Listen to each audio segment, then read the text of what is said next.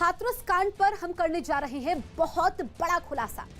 हाथरस में क्या पीड़ित लड़की की जीभ काटी गई? हाथरस में रात के अंधेरे में पीड़ित का शव क्यों जलाया गया? ऐसे तमाम सवाल हैं जिनके जवाब तलाशे जा रहे हैं। लेकिन न्यूज 18 इंडिया के कैमरे में हाथरस कांड से जुड़े इन तमाम सवालों के जवाब कैद हो गए हैं। हमारी निष्पक्ष रिपोर्टिंग हाथरस की कहानी को पलट कर रख देगी। तो सबसे पहले ऑपरेशन हाथरस में देखिए कैमरे पर उस इंस्पेक्टर का सनसनीखेज कबूलनामा जिसके पास घटना की शिकायत सबसे पहले पहुंची थी।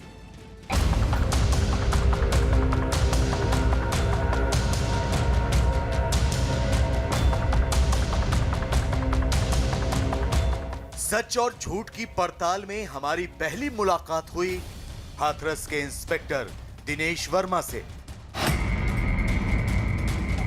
वर्मा साहब फिलहाल निलंबित हैं। पुलिस हॉस्टल में वक्त काट रहे हैं। हमारी अंडरकवर टीम ने उसी हॉस्टल में दिनेश वर्मा से मुलाकात की। दिनेश वर्मा वही अधिकारी हैं जिनके पास हाथरस कांड की शिकायत सबसे पहले पहुंची थी। आपका क्या रोल रहा है इसमें? आपको भी सस्पेंड कर दिया? सस्पेंड में तत्कालीन डॉक्टर साहब बेडरूम दवा नहीं पाया।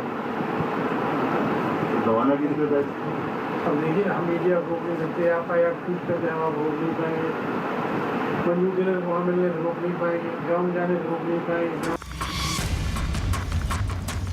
हमारी अंडरकवर टीम ने एसओ दिनेश वर्मा से बातचीत शुरू की और बातों बातों में बात निकली 14 सितंबर की, यानी घटना की पहली शिकायत की तारीख। 14 तारीख वाली जो शिकायत थी वो खाली जान से मारने के लिए थे, गला दबाना। और एक ही संदीप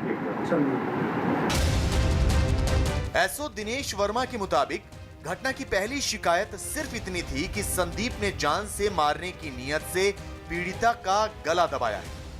दिनेश ने बताया कि 14 तारीख को सिर्फ पीड़िता ही नहीं बल्कि उसकी मां और भाई भी पुलिस से यही शिकायत कर रहे थे। पहले तो ये जो लड़की का बयान वायरल हो रहा है, हमने सब जगह देखा, मोबाइलों पे भी आ रहा था। उसकी तो शुरुआत में वो एक लड़के का नाम ले लिया है, संदीप का ही नाम ले रही। उसकी माँ भी यही कह रही है संदीप ही था, संदीप ही था, संदीप ने किया, संदीप भी मार गया। माँ ने भी यही कहा, भाई ने भी यही किया। सब सारे जो है पॉलिटिक्स होगी। हाँ तो ये 4 कहाँ से आ गए? 4 तो पॉलिटिक्स आ गई। उसने बयान दे दिया, लेकिन समझा दिया कहते थे कहने के लिए पूरा 25-30 लाख रुपये मिल जाएगा। इस बातचीत में एसओ दिनेश वर्मा का ये बहुत बड़ा बयान था। वो कह रहे थे कि शुरुआती शिकायत सिर्फ संदीप के खिलाफ थी, लेकिन अचानक कोई राजनीति हुई, परिवार को मुआवजे का लालच दिखाया गया और एक के बजाय 4 लोगों को आरोपी बना दिया गया। लेकिन दिनेश वर्मा ने इससे भी ज्यादा चौंकाने वाला बयान तब दिया जब हमारी अंडरकवर टीम ने साफ साफ पूछा कि क्या ये वाकई गैंग रेप का मामला है। तो आप लोगों ने जो जांच की, आपके मुताबिक क्या लग रहा है कि केस कैसा है? मुझे तो गैंग रेप फाल्स है और लग नहीं रहा रियल है फाल्स। अच्छा, रियलिटी है तो वो 3-7 की हरकत, इसके अलावा और कुछ है नहीं। मतलब जो प्रथम FIR हुई है ST/SC और 3-7। 3-7 SC/ST। अच्छा, SC/ST एक्ट का मुकदमा है और 3-7 है।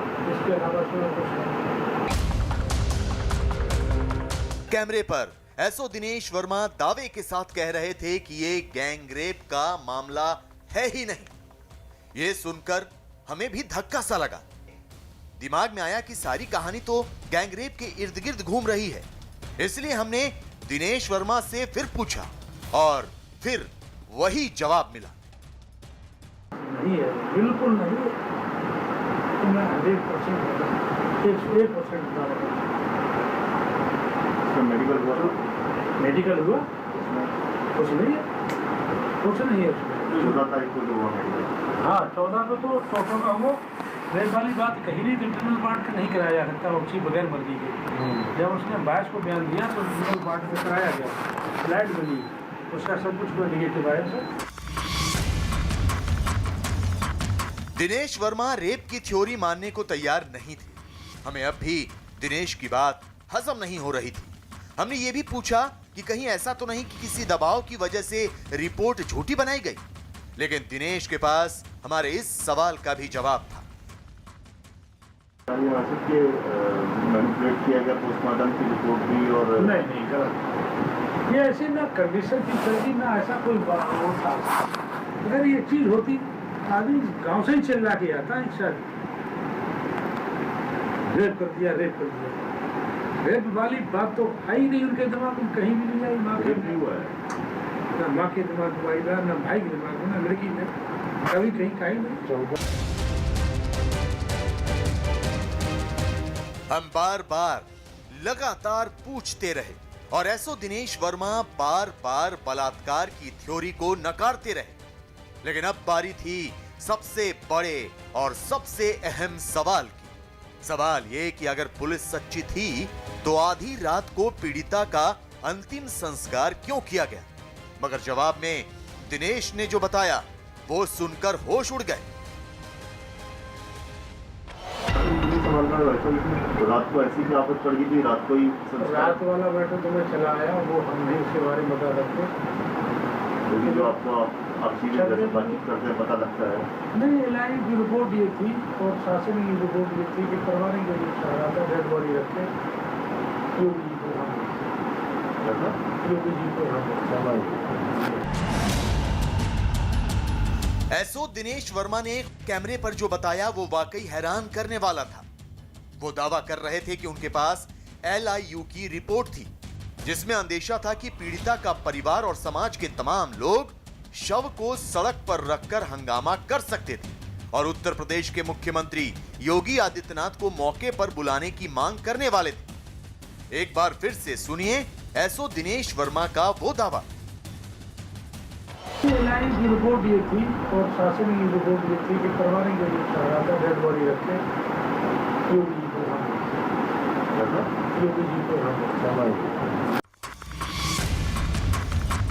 दिनेश वर्मा का पक्ष माने तो उस रात हाथरस के गांव में बड़ा हंगामा हो सकता था।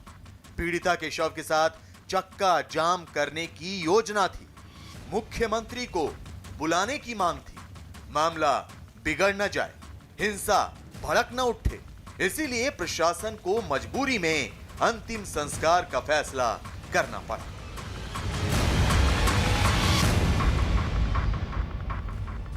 हमारे 3 सहयोगी हमारे साथ लाइव मौजूद हैं। अमित सिंह हाथरस से, अजीत सिंह नोएडा से और दीपक बिष्ट दिल्ली से। सबसे पहले हम चलते हैं अमित सिंह के पास। अमित, जो निलंबित एसओ दिनेश वर्मा ने गवाही दी है उसने तो पूरी कहानी को ही पलट दिया।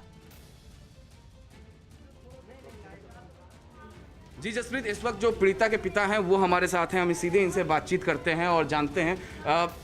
जरा इधर घूमिए इस तरीके से। मुझे ये बताइए कि न्यूज़ 18 इंडिया ने एक स्ट्रिंग ऑपरेशन किया जिसमें जो निलंबित अधिकारी हैं वो साफ साफ कह रहे हैं कि पीड़िता ने बार बार बयान बदला है। बार बार कहाँ? चलिए मैं आपको रोकूंगी। अमित, दीपक के पास चलते हैं। दीपक,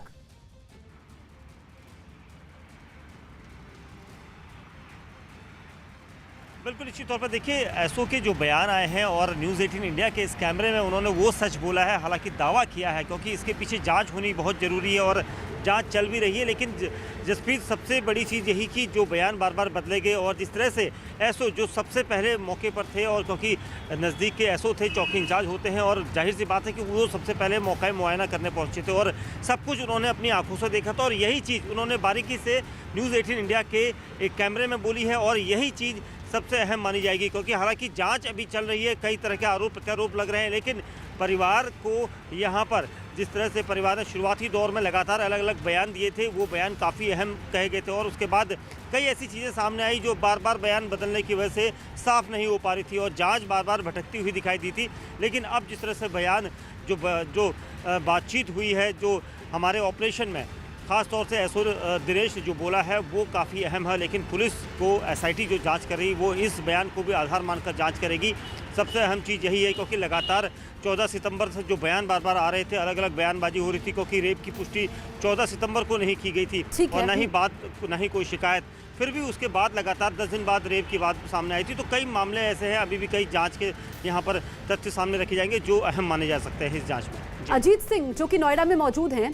अजीत, जो एसओ दिनेश शर्मा ने गवाही दी है, उनको निलंबित किया गया पहले, उसके बाद 3 अफसरों की गवाही हमने दिखाई है। मुख्यमंत्री योगी को बुलाने की योजना थी, इसलिए रात में वहां पर अंतिम संस्कार किया गया और गैंगरेप की थ्योरी ही झुठला दी है।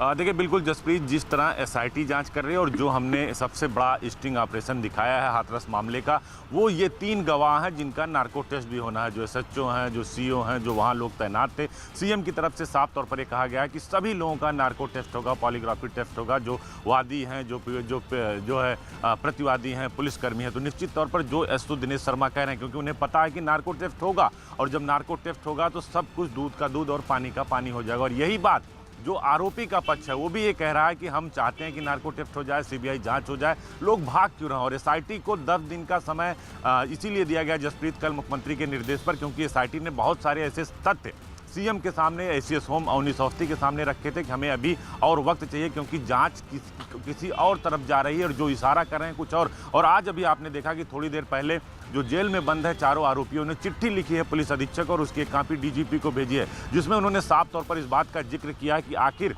कैसे जो है इस पूरे कांड में कैसे कांड हुआ। और उन्होंने इस बात को भी बताया कि पीड़िता के परिवार से उनके काफ़ी अच्छे रिश्ते थे, पीड़िता से उनकी बातचीत होती थी जो उस परिवार को पसंद नहीं था, जिसको लेकर मारपीट भी हुआ करती थी। बाकायदा चिट्ठी में इस बात का भी जिक्र किया गया है कि हम भी चाहते हैं कि पूरे मामले में न्याय जांच की जाए और जांच के बाद जो दोषी हो कार्रवाई की जाए, तभी हमें न्याय मिलेगा। तो कहीं ना कहीं जो एसआईटी की जाँच है, जो चिट्ठी है और जो स्टिंग ऑपरेशन न्यूज 18 इंडिया ने दिखाया, न्यूज 18 ने पूरे देश को दिखाया है, वो मेल खाती नजर आ रही है। बहुत बड़ा खुलासा है। हम दीपक बिष्ट के पास चलते हैं। दीपक, जो न्यूज 18 इंडिया ने स्टिंग ऑपरेशन किया है, जो खुफिया कैमरे में निलंबित एसओ की गवाही हमने सुनी, उसके बाद तो पूरा केस ही पलट जाता है। बिल्कुल निश्चित तौर पर जसप्रीत, क्योंकि न्यूज़ 18 इंडिया के स्टिंग ऑपरेशन में एसओ दिनेश ने साफ तौर पर ये कहा है, क्योंकि सबसे पहले मौके पर वो पहुंचे थे, उन्होंने जो कुछ जाना, जो कुछ समझा, वही चीज़ उन्होंने बताई है। हालांकि वो सस्पेंडेड चल रहे हैं, लेकिन उसके बाद भी जो उनकी चीज़ें सामने आई है वो काफ़ी अहम हो सकती है, क्योंकि एसआईटी उनसे भी पूछताछ करेगी, उनसे भी उस आधार पर बयानबाजी जो वो उन्होंने अभी, चाहे वो पहले की हो या फिर अभी न्यूज़ 18 इंडिया के स्टिंग ऑपरेशन में जो कुछ भी बोला है, ये सब एसआईटी अपनी जांच में शामिल करेगी। और सबसे अहम चीज़ है यही, क्योंकि जो गैंगरेप की बात शुरुआती दौर से ही लगातार आ रही थी, वो आखिर इतने दिन बाद कैसे आई, क्योंकि लगातार प्रेशर हो रहा था, राजनीतिक संगठन इसका फ़ायदा उठा रहे थे, लेकिन धीरे धीरे जब एक एक करके परतें खुलने लगी, कड़ियाँ जुड़ने लगी, तो अब सब कुछ सामने आ रहा है। अब एसआईटी किस तरह से इन लोगों से पूछताछ करेगी, किस तरह से जांच करेगी, क्योंकि पीड़ित परिवार की तरफ से भी नार्को टेस्ट होने हैं और साथ ही जो जांच होनी है वो दोनों तरफ से होनी है, चाहे वो पुलिस जो भी पुलिसकर्मी मौके पर गए थे, जो लोग जांच में शामिल थे, डॉक्टर्स हैं अस्पताल में, क्योंकि वो गए थे। तो ये सबसे बड़ा न्यूज 18 इंडिया का ऑपरेशन हाथरस है, जिसमें कई अहम खुलासे हुए हैं। आप दोनों हमारे साथ बने रहिए। दरअसल न्यूज 18 के स्टिंग ऑपरेशन हाथरस के बाद सियासी हंगामा खड़ा हो गया। बीजेपी ने हाथरस की घटना पर अपने पुराने सभी दावों को दोहराना शुरू किया, जबकि कांग्रेस ने यूपी सरकार पर हमले तेज कर दिए। जिस तरीके से हमारे स्टिंग ऑपरेशन में इस बात का खुलासा हुआ है कि पुलिस वाले कह रहे हैं कि जब पहली रिपोर्ट आई थी तो उसमें बात कुछ और थी। जो शुरू में जिस प्रकार से माहौल बनाया गया, कहा जीप काटी गई, वो भी हॉस्पिटल की रिपोर्ट है, इसमें कहा कि जीप नहीं काटी गई। तो ये एक प्रकार से नैरेटिव बिल्ड किया गया, जानकर नैरेटिव कुछ लोग बिल्ड कर रहे थे, क्यों कर रहे थे इसकी जानकारी आने वाले दिनों में होगी। मैं तो कह रहा हूँ कि न्यूज़ 18 ने बहुत बड़ा काम किया है कि सच सामने लाने की कोशिश की है, परंतु मेरा कहना है कि ये जो सारा मामला हुआ, इसके आसपास जितनी राजनीति की गई, वहाँ पर जिस प्रकार दंगा कराने की कोशिश की गई, कि अगर पूरा का पूरा मामला कहीं बिल्डअप किया गया ताकि योगी जी की सरकार को बदनाम किया जाए। देश पूरी तरह से उत्तर प्रदेश सरकार के जो तंत्र है, उत्तर प्रदेश सरकार के विधायक और मंत्रियों के बयान हैं, उससे त्रस्त है। सरकार से देश ऐसी उम्मीद नहीं करता, ना उनके तंत्र ऐसी उम्मीद करता है। जिस तरह से सरकार के लोगों ने मामले को गुमराह करने की कोशिश किया, दबाने और धमकाने की कोशिश की, सवाल खड़े होने शुरू हो गए थे और सवाल खड़े होने लाजमी भी हैं। अमित सिंह जो कि हाथरस में मौजूद है। अमित, जो गवाही हमने दिखाई है उसके बाद सियासी बखेड़ा तो खड़ा हो गया है, लेकिन पीड़ित परिवार क्या कह रहा है? जी फिलहाल अभी मेरी पीड़िता के पिता से बातचीत हुई है। उनका साफ साफ ये कहना है कि जब मैंने उनसे साफ साफ सवाल पूछा कि बार बार बयान क्यों पीड़िता ने बदला है, 14 तारीख का यह मामला है, जो आखिरी बयान गैंगरेप का वो 22 सितंबर को उन्होंने दिया है, आखिर बयान बार बार क्यों बदला गया, तो उनका साफ ये कहना है कि उन्हें इंसाफ चाहिए और कुछ नहीं चाहिए, और बयान बदलने वाले मामले पर वो फिलहाल कुछ नहीं कह रहे हैं। मेरे साथ इस वक्त यहाँ पर मौजूद हैं पीड़िता की भाभी, सीधे इनसे बातचीत करते हैं। आप ये बताइए, जिस तरीके से जो अब सामने आ रहा है न्यूज़ 18 इंडिया के स्टिंग ऑपरेशन में कि पीड़िता ने बार बार बयान बदला है। कोई बयान नहीं बदला, जब होश में आएंगे तभी उन्होंने सब कुछ अपना बताया है। नहीं, 14 तारीख को भी बयान हुआ था, थाने में जाके आप लोगों ने कहा था, फिर जो आखिरी बयान हुआ 22 सितंबर के दिन हुआ था JN मेडिकल कॉलेज में, तो पीड़िता का ही कई बार बयान हो चुका था। 22 सितंबर को आखिरी बयान में उन्होंने गैंगरेप की बात कही थी। जब उन्हें याद आया तभी तो बताएंगे, उससे पहले आपने हालत देखी नहीं होगी शायद, इसलिए आपको अंदाज़ा नहीं है। जिन लोगों ने उन्हें देखा था जैसे हालत में, तो उन्हें सब अंदाज़ा है।